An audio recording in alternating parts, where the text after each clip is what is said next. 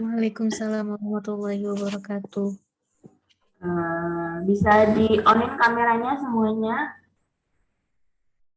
Langsung kita mulai saja ya. Saya nggak bisa keras-keras karena suara saya masih serak, jadi nggak bisa keras-keras nanti menyampaikannya. Jadi saya harap benar-benar diperhatikan baik-baik penjelasan antara PPT dengan apa yang nanti yang saya jelaskan. Untuk presensi jangan lupa di absen ya Mbak Nurul ya. Mulai lagi untuk absen karena kita sudah mulai kuliah via Zoom.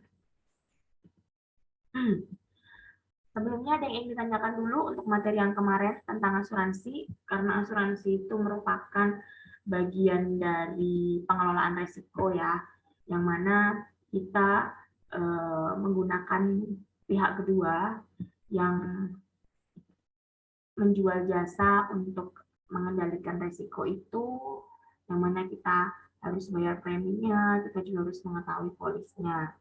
Jadi harus dipahami di sini apakah kita memilih untuk menggunakan jasa asuransi atau kita kendalikan sendiri, itu semua tergantung kemampuan setiap perusahaan. Setiap perusahaan belum tentu semuanya itu mengasuransikan risiko yang dihadapi, tergantung dari kemampuan finansial mereka.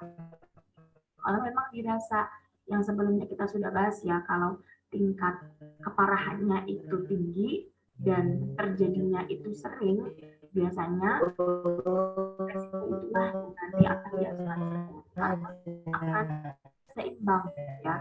Apa yang kita keluarkan untuk biaya premi juga apa yang akan kita dapatkan nanti.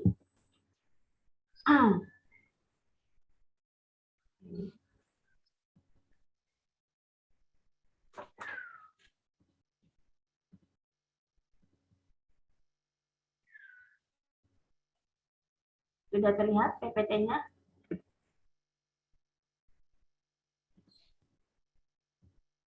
Halo? Sudah kelihatan PPT-nya? Sudah, Ibu.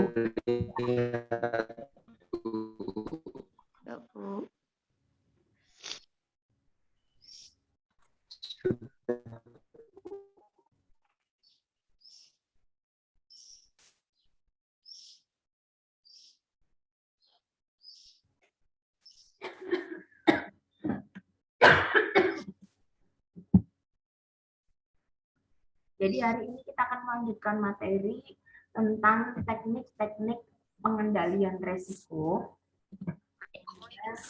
Dalam manajemen risiko ini ada teknik-teknik yang bisa kita pergunakan untuk mengendalikan risiko tersebut. Risiko tidak mungkin hilang gitu ya, tapi bagaimana kita bisa meminimalisir adanya risiko tersebut supaya dapat meminimalkan nanti dampak yang terjadi yang timbul dari risiko itu.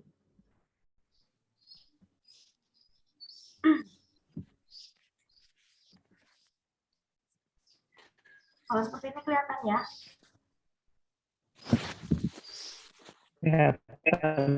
Bu. Yang ini dibaca dulu sebagai ilustrasinya.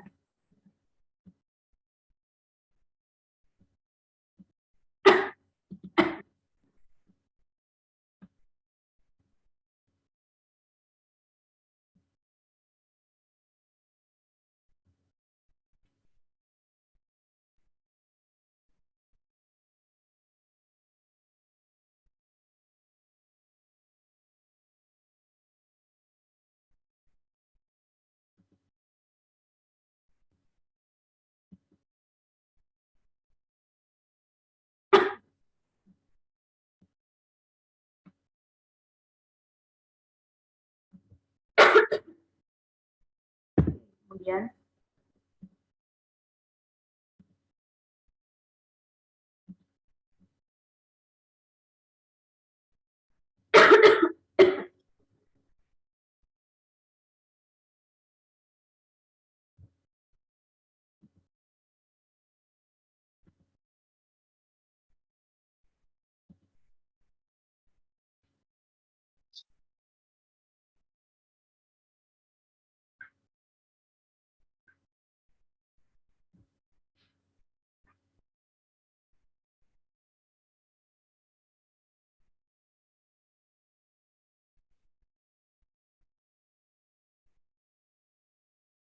Udah ya.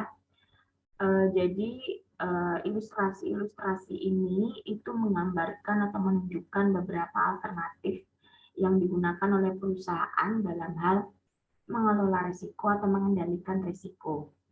Apakah tadi Pak Joko itu untuk memilih untuk membeli asuransi, ataukah mau dikendalikan sendiri, ataukah dalam hal ini PT Kelana itu akan menanggung sendiri dari asuransinya, baik itu menahan atau risk retention-nya, ataukah PT Kelana ini juga akan melakukan risk control.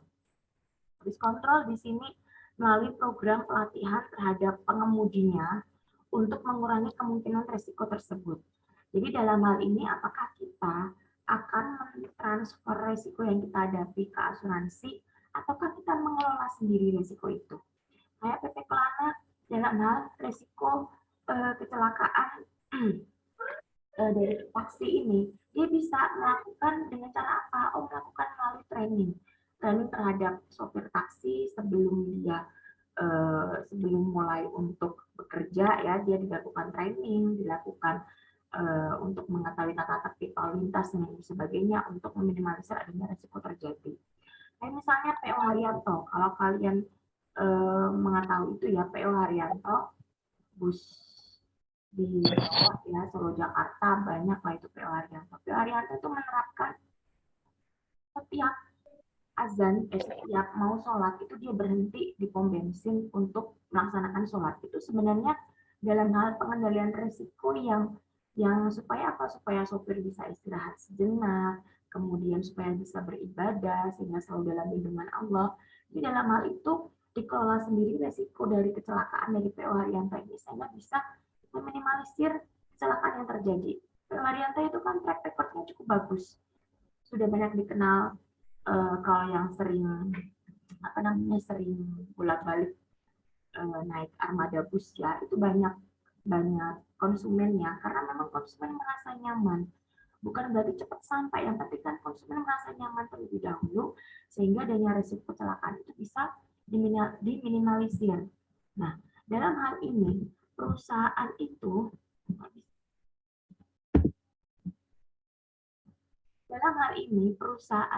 bisa ada beberapa alternatif untuk mengendalikan risiko itu. Alternatif yang pertama apa? Risk control. Dalam hal ini apakah perusahaan itu mau memilih salah satu dari alternatif atau menggabungkan beberapa alternatif tadi, itu tergantung dari kondisi perusahaan. Kemudian ada risk avoidance, apakah akan menghindarkan risiko yang ada, ataukah mau penanggungan atau penahanan dari risiko, ataukah mau pengalihan risiko. Yang pertama, pengendalian risiko. Di sini bisa kalian lihat exposure terhadap risiko yang tinggi. Jika diimbangi dengan pengendalian risiko yang baik, itu akan mengurangi risiko yang dihadapi oleh perusahaan. Exposure itu apa? Exposure itu penyebab yang dapat ditimbulkan. Kayak sudah kita bahas kemarin, exposure kebakaran itu apa? Gas, kemudian minyak, ya, yang bisa semakin memperparah adanya risiko yang terjadi. Memperparah kebakaran, gas, kemudian listrik, kemudian minyak. Nah, dalam hal ini kita harus mencari dulu exposure-nya apa supaya dapat mengendalikan atau meminimalisir risiko yang terjadi. Ini adalah tabel yang menunjukkan bahwa profil risiko ditentukan oleh adanya risiko inherent dan juga sistem pengendalian risiko. Bisa kita lihat contohnya tabel penilaian risiko ini. Dalam hal ini misalnya dari perusahaan keamanan dari Amerika gitu ya, misalnya dia menyewakan tentara bayaran. Nah, perusahaan itu mendapat tawaran untuk menyewakan tentara bayaran di Irak itu misalnya. Nah, dalam evaluasi risiko risiko yang dihadapi itu sangat besar karena di Irak lagi ada konflik, kemudian ada bom di mana-mana, kemudian belum ada tembak-tembakan yang mana dapat merugikan dari tentara bayaran itu.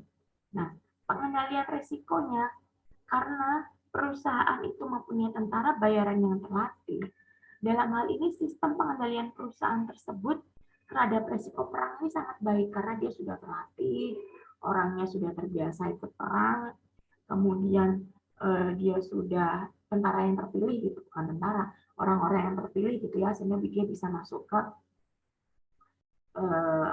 tentara bayaran itu tadi. Nah, sehingga dalam hal ini dia predikat sistem pengendalian risikonya itu dia kuat. Jadi masuk ke dalam kategori strong. Sehingga gabungan dari risiko yang tinggi dengan sistem pengendalian yang kuat. Tadi kan risiko inherentnya kuat.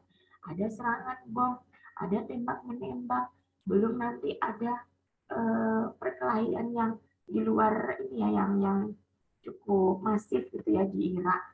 Nah, karena dia punya sistem pengendalian risiko yang kuat, risiko inherent yang kuat, sehingga dia menerima tawaran nggak high to moderate.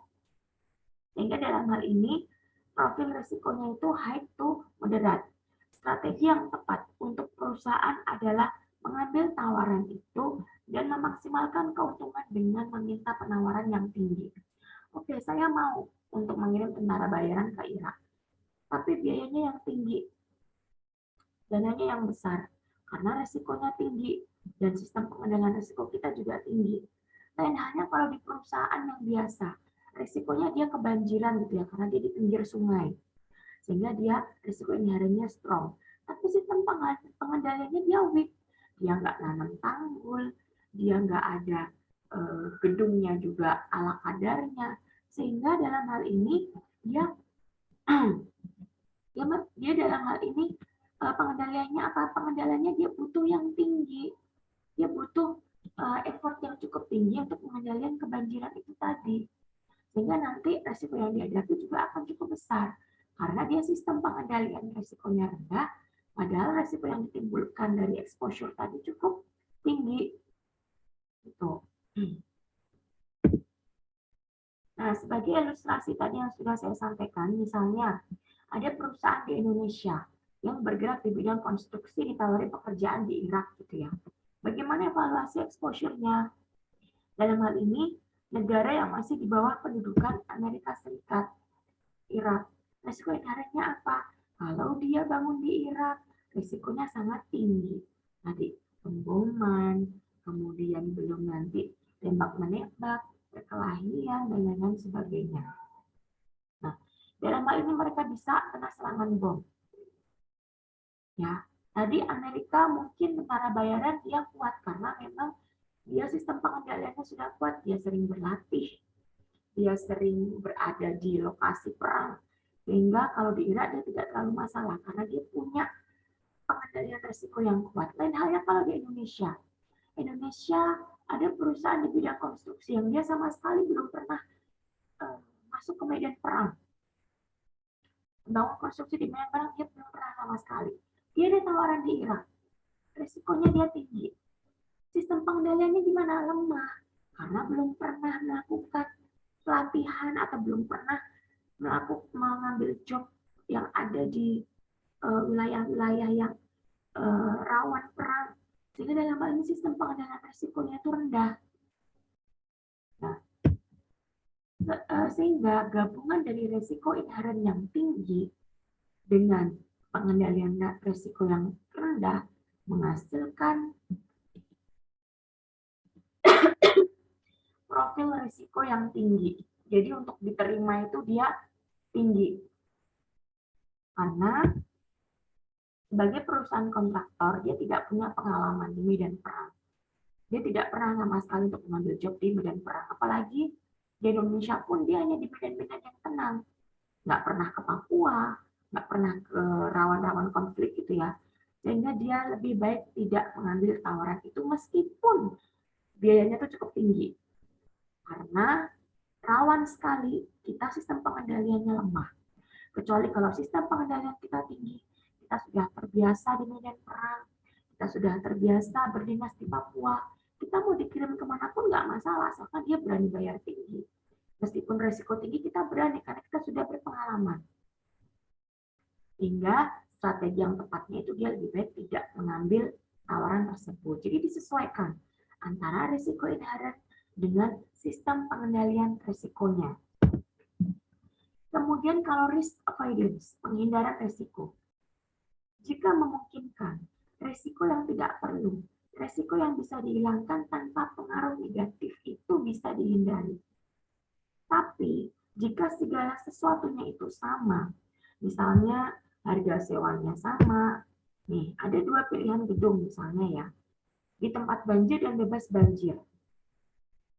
Jika selisihnya hanya sedikit, maka sebaiknya kita pasti dong pilih bebas banjir, iya nggak? Di pinggir sungai harganya nggak jauh beda dengan yang ada di harganya selisihnya sedikit dengan yang ada di bebas banjir di yang agak jauh dari sungai gitu ya. Hanya tepat 500.000. Nah, dalam hal ini karena kita punya modal yang cukup, kita pasti lebih memilih yang lokasi yang jauh dari banjir karena harganya nggak terlalu besar pengaruhnya. Jadi kalau ada kebanjiran, kita yang rugi nombok. Beda 500.000, kalau terjadi kebanjiran kita sudah merange. Kerugian kita bisa jutaan. Jadi dalam hal ini kita nggak mau mengambil resiko itu. Resiko banjir kita nggak mau. Akhirnya kita lebih memilih menghindarkan resiko banjir itu dengan memilih gedung yang kacanya nggak terlalu banyak. Nah, lain halnya kalau nilainya terpantau cukup jauh. Terpantau 5 juta misalnya ya bedanya. Padahal kalau kita kebanjiran mungkin kalau kita sudah prediksi, kalau terjadi banjir, mungkin kita 3 juta, 4 juta. Itu kalau terjadi banjir. Mungkin kita bisa bangun tanggul, kemudian kita bisa nanam tanaman yang bisa menyerap air lebih banyak, sehingga bisa meminimalisir risiko banjir itu terjadi. Dalam hal ini mungkin kita akan lebih memilih di lokasi yang dekat sungai. Jadi semua tergantung dari pilihan tadi. Mungkin kita akan lebih memilih yang jauh dengan harga yang terpantau sedikit. Tapi kalau harganya cukup jauh, ya mungkin kita akan lebih memilih di pinggir sungai asalkan kita menggunakan risk control yang tadi. Kita lebih memilih mengendalikan risiko itu dengan berbagai cara yang bisa dihindarkan. Mungkin kita bisa lihat di YouTube, mungkin kita bisa lihat di jurnal, kita bisa lihat di penelitian gimana caranya meminimalisir banjir. Karena range-nya yang terlalu tinggi. Dalam kebanyakan situasi, resiko itu tidak bisa dihindarkan. Sehingga dalam hal ini, misalnya kita udah punya tanah di situ. Mau nggak mau ya kita bangun di situ, kita udah punya tanah di situ. Kalau mau sewa lagi, harganya sangat tinggi, kita nggak cukup uangnya. Sehingga kita mau nggak mau di tanah yang sudah kita punya. Sehingga ya tadi, kita nggak mungkin menghindari resiko itu. Mau tidak mau, perusahaan harus melakukan pengendalian risiko supaya risiko kebanjiran itu bisa diminimalisir. Apa alternatif selanjutnya? Mau penanggungan atau penahanan risiko? Di mana di sini alternatif lain dari manajemen risiko adalah perusahaan menanggung sendiri risiko yang muncul. Jika risiko itu benar-benar terjadi, perusahaanlah sudah menyediakan dana untuk menanggung risiko.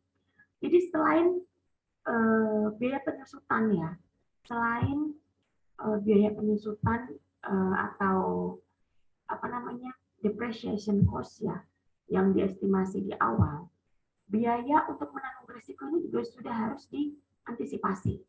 Oh, setiap tahun kita masukkan laba 1 juta untuk dimasukkan ke risk retention. Digunakan untuk apa? Nanti kalau terjadi risiko itu kita nggak terlalu gede ininya yang ditanggungnya. Contoh tadi, taksi kelana. Dia lebih memilih untuk menahan risiko operasi kendaraannya dengan merencanakan untuk menahan risiko tersebut. Dengan melakukan pelatihan. Pelatihan itu kan butuh uang. Sekali keluar uang, puluhan juta. Gimana biar nggak puluhan juta, Bu? Ya setiap tahun perusahaan itu mengalokasikan dana dimasukkan ke risk retention. Selain depreciation cost yang harus dimasukkan. Biaya penyusutan selain mereka memasukkan 1 juta, 2 juta setiap bulan, atau setiap 3 bulan, 6 bulan, 1 tahun, mereka juga harus memasukkan risk retention tadi. Entah 5 juta, entah 10 juta. untuk kegiatan pelatihan, untuk risk control, untuk menanggung resiko mungkin. Nah, retention sendiri itu ada yang direncanakan dan tidak direncanakan. Penanganan resiko bisa terjadi secara terencana dan tidak terencana. Jika perusahaan mengevaluasi resiko-resiko yang ada, kemudian memutuskan untuk sebagian atau seluruh resiko itu, perusahaan itu berarti menahan resiko dengan terencana. Pada situasi lain, perusahaan tidak sadar akan adanya resiko yang dihadapi. Sehingga di sini perusahaan menahan resiko dengan tidak terencana atau perusahaan itu tidak melakukan apa-apa. Karena dia tidak sadar ada munculnya resiko itu.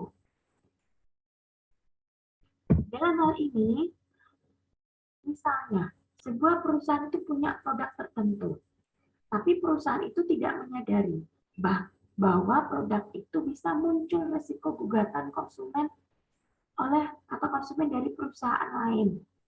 Maka gugatan adanya resiko gugatan itu ya, negligence yang sudah kita bahas sebelum UTS kemarin, merupakan resiko yang tidak terencana. Sehingga dalam hal ini perusahaan dia tidak melakukan apa-apa karena risiko itu tidak diantisipasi di awal. Kalian bikin produk, kalian hanya fokus ke resiko fisik, resiko banjir, resiko kebakaran, resiko tidak lakunya barang. Tidak ada di pikiran kalian adanya resiko gugatan oleh konsumen. Muncullah suatu ketika konsumen mengajukan gugatan karena produk kita menyebabkan dia keracunan. Itu kan gugatan yang risiko yang tidak direncanakan kan.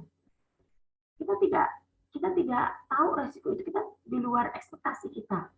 Karena kita sudah menyimpan risk retention uang tadi ya, uang kita setiap tahun kita sisakan untuk risk retention, kita sudah punya modal untuk menghadapi risiko gugatan itu karena kita meskipun itu risiko yang tidak direncanakan, tapi itu termasuk ke dalam retention.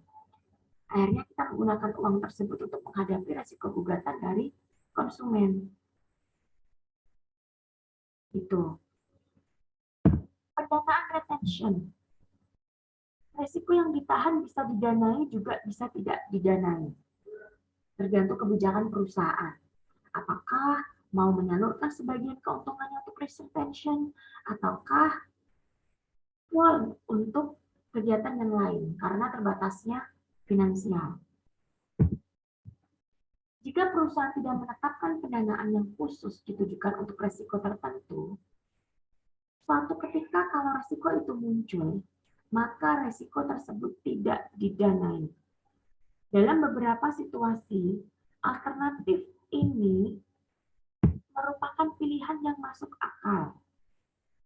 Contohnya kayak supermarket itu tidak mendanai ya, tidak mendanai adanya risiko pencurian. Tapi karena sekarang sudah semakin marak risiko pencurian dari konsumen, supermarket melakukan pendanaan untuk barang-barang yang kehilangan tersebut. Tapi ada juga yang tetap kekeh. Akhirnya yang menanggung risiko itu siapa? Kasirnya, pegawainya. Makanya kalau yang kerja di Indomaret, di Alfamart, setiap bulan itu katanya pasti mengeluarkan uang karena ada selisih biaya antara arus kas dan juga arus keluar. Nggak tahu ya, entah ada yang ngutil, entah ada yang nyopet, ataukah temannya sendiri yang manipulasi itu, tetap pasti ada meskipun selisih berapa rupiah. Makanya riskan kalau kerja di supermarket, apalagi bagian kasir ya, meskipun gajinya lumayan, apalagi kalau ada plusnya itu juga bisa jadi kalau ada plusnya bisa dipakai, kalau ada minus kita juga yang rugi gitu. Jadi ya bakbo istilahnya ya. Nah, dalam hal ini, dalam situasi tersebut perusahaan itu bisa mendanai risiko melalui dana cadangan. Kayak tadi PT Kelana menyisakan 1% keuntungannya yang dimasukkan ke dalam risk retention, digunakan untuk kegiatan pelatihan bagi sopir atau untuk menangani risk control itu yang sudah muncul gitu ya, yang sudah diprediksi di awal. Atau self insurance. Self insurance itu tidak mengindikasikan adanya transfer resiko ke pihak luar. Jadi tidak menggunakan jasa asuransi. Dalam hal ini self insurance itu tidak menggunakan jasa asuransi. Tapi resiko ini masih berada di perusahaan. Jadi perusahaan itu ada manajemen di dalam manajemen resiko itu ada lagi di bawahnya self insurance yang menanggulangi resiko yang terjadi di perusahaan itu. Kayak MNC Group deh. MNC Group dia sudah membuat asuransi MNC Life ya. Yang mana MNC Life itu merupakan bagian dari perusahaan MNC Group. Jadi semua MNC Group, baik karyawan di level atas ya, yang manajernya, direkturnya, gedungnya, semuanya itu diasuransikan sendiri di perusahaan itu. Dia punya MNC Life tadi, yang mengasuransikan seluruh perusahaannya, bahkan mereka juga membuka jasa untuk konsumen luar, untuk masyarakat. Sehingga di sini kerugian yang terjadi itu ditanggung sendiri, sebenarnya masih dalam lingkup perusahaan itu. Atau captive insurance. Resiko ini masih ditanggung sendiri oleh perusahaannya, hanya saja ada beberapa alasan kenapa captive insurance ini menjadi menarik. Yang pertama itu di beberapa negara, perlakuan pajak, ya, perlakuan adanya pajak itu menguntungkan untuk membuat captive insurance, sehingga pajak yang bisa dibayarkan itu lebih kecil. Atau kontrak asuransi bisa lebih fleksibel, karena praktis berurusan dengan internal perusahaan sendiri. Bahkan kadang-kadang manajer dari captive insurance ini sekaligus menjadi manajer risiko perusahaan. Tapi mirip juga dengan self insurance.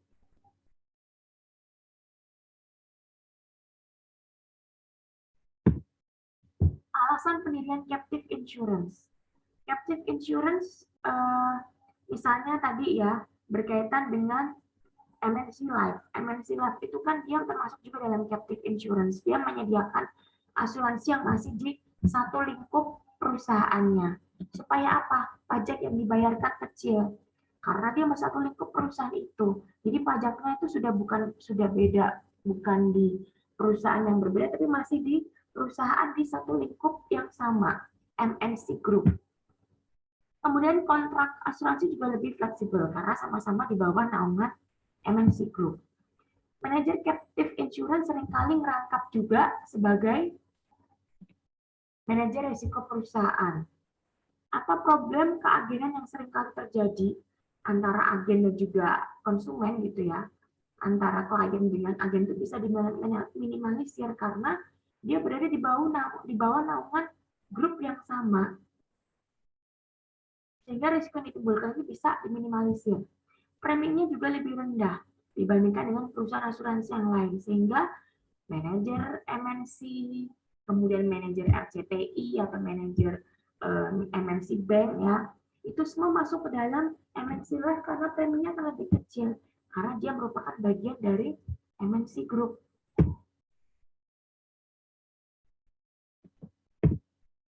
Atau mau pengalihan resiko, risk transfer. Ini nanti kalau misalnya sudah habis masa waktunya, join lagi ya seperti di awal, karena kalau saya menggunakan Zoom itu supaya bisa saya rekam dan bisa saya upload di YouTube. Jadi setelah ini mungkin kita ulang lagi untuk join lagi ya, karena saya nggak punya yang premium. Kemudian ada risk transfer, pemindahan risiko ke pihak lain dapat dilakukan beberapa cara ya. Asuransi yang sudah kemarin kita bahas, hedging incorporate, asuransi. Asuransi ini metode transfer risiko yang paling umum, khususnya untuk pure risk, karena lebih mudah menghitung pure risk, lebih mudah menghitung risiko murni. Ada 4 hal yang diperlukan dalam transaksi asuransi. Yang pertama adalah berkaitan dengan kontrak perjanjiannya. Harus jelas, hitam di atas putih. Dan di sini, bisnis asuransi itu didasarkan juga pada pengumpulan sumber daya percuma. Kita kalau sumber dayanya terbatas, kita nggak mungkin sanggup untuk mengasuransikan. Jadi lebih memilih tadi, apa mau risk retention, apakah mau risk avoidance, menghindari resiko, atau mau risk control, mengendalikan resiko sendiri. Tergantung kita sebagai pemilik perusahaan menyesuaikan dengan kemampuan sumber dayanya. Pembayaran premi. Dalam hal pembayaran premi juga dihitung. Dihitung apakah menguntungkan tidak untuk kita, sesuai nggak dengan pengeluarannya nanti. Kemudian tanggungan atau benefit yang dibayarkan jika terjadi kerugian. Apakah mau penggabungan sumber daya oleh perusahaan asuransi yang diperlukan untuk membayar tanggungan. Jadi melalui premi yang diterima oleh perusahaan asuransi, perusahaan itu bisa mengumpulkan sumber daya sehingga bisa memperkecil probabilitas tidak bisa memenuhi kewajibannya. Penggabungan risiko itu untuk memperkecil kemungkinan ketidakmampuan kita dalam membayar premi. Karena bisa jadi, oh bulan ini kita rugi, bulan depan kita rugi, akhirnya kita nggak ada pemasukan, padahal kita udah bayar asuransi nih kebakaran, akhirnya kita nggak sanggup bayar premi. Nah dalam hal ini,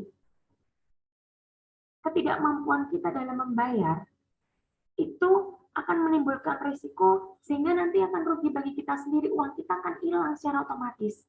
Karena ada peraturannya, kalau kita tidak sanggup membayar premi secara mungkin ya, dari peraturan mungkin 3 kali berturut-turut atau 4 kali berturut-turut, uang yang kita setorkan itu sudah ludes. Rugi kan di kita. Jadi benar-benar harus dipertimbangkan. Apakah kita mau menggunakan asuransi ataukah tidak. Atau mungkin kita mau menggunakan hedging.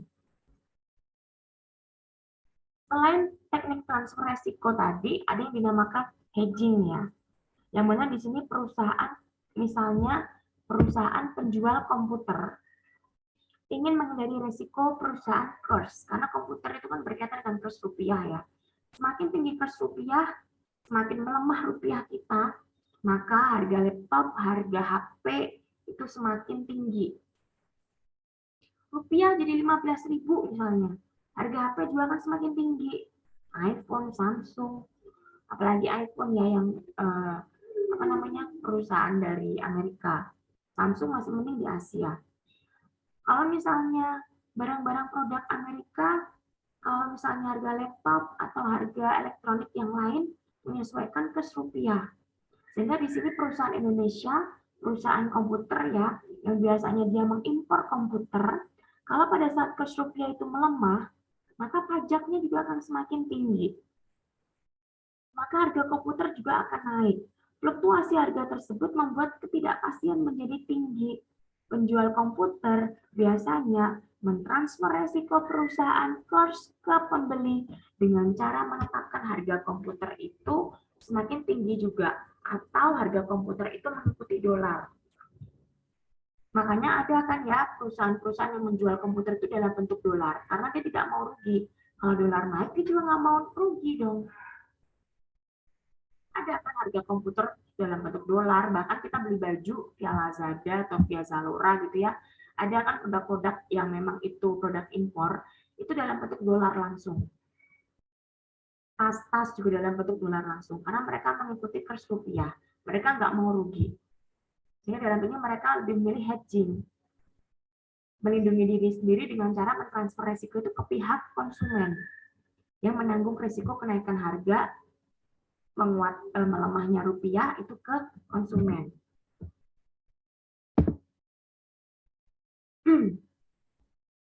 Kemudian keputusan memilih alternatif manajemen resiko. Incorporate, membentuk perseroan terbatas.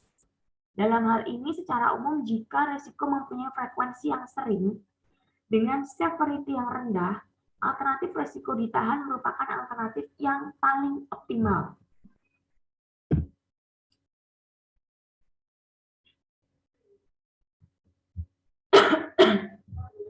Sehingga di sini misalnya secara efektif sebagian risiko perusahaan dialihkan kepada perusahaan yang bangkrut, maka pemegang saham dan kreditur itu akan menanggung kerugian secara bersama-sama. Jadi pemegang utang biasanya itu punya prioritas yang lebih tinggi dibandingkan dengan pemegang saham. Misalnya, perusahaan kalau bangkrut, asetnya akan dijual. Hasil penjualan aset itu akan diberikan kepada pemegang utang. Kalaupun ada sisa, pemegang saham baru bisa memperoleh bagiannya sendiri, dibagi berapa persen sahamnya di perusahaan itu berapa. Tapi dalam hal ini, kewajiban pemegang saham tidak akan sampai pada harta pribadinya. Jadi pemegang saham kalau perusahaan bangkrut, yang punya utang itu dijual asetnya. Kalau nggak cukup nutup gimana, Bu? Ya udah, uang pribadi dia nggak akan keluar. Jadi hanya sebatas penjualan aset-aset perusahaan itu. Apakah mau diakuisisi, apakah mau dijual semuanya sehingga membentuk perusahaan yang baru. Selain teknik transfer resiko tadi, ada juga teknik lainnya. Seperti di sini bisa kita lihat contoh perusahaan penjual komputer. Nah, ini yang sudah tadi ya. Di mana dalam hal ini mereka memperoleh tender untuk membangun gedung. Kemudian perusahaan tersebut itu mensubkontraktorkan listrik kepada PT BBB, bukan bintang biasa ya, tapi PT BBB, maka jika terjadi resiko kerugian dengan sumber resiko listrik, maka yang menanggung risiko adalah PT BBB. Jadi dalam hal ini dia itu tender untuk bangun gedung, tapi perusahaan itu membuat kerjasama dengan PT BBB ini yang mana mereka menjual kerugian ya, kalau terjadi kerugian terkait dengan resiko listrik, mereka menggunakan jasa dari PT BBB ini. Jadi kalau terjadi sewaktu-waktu terjadi korsleting listrik atau kebakaran akibat listrik, yang menanggung adalah PT BBB. Hampir mirip juga dengan asuransi. Asuransi itu kan yang menjual jasa. Kalau ini lebih ke perusahaan yang lain, jadi kerjasama dengan perusahaan yang lain. Keputusan memilih alternatif manajemen resiko. Alternatif manajemen resiko misalnya secara umum jika resiko itu punya frekuensi yang sering, frekuensinya itu sering gitu ya, kemudian severity atau keseriusan resiko itu adalah rendah, misalnya sering nih, tinggi, dia rendah, maka teknik yang dipilih dia lebih memilih ditahan. Kalau keseringan atau probabilitasnya itu rendah, sangat kemungkinannya itu kecil, tapi keseriusan yang rendah, lebih baik dia ditahan. Tapi kalau kemungkinannya itu rendah, tapi keseriusannya itu tinggi, resiko itu kalau terjadi, lebih memilih ditransfer ke asuransi, atau ke captive insurance tadi, ataukah lebih memilih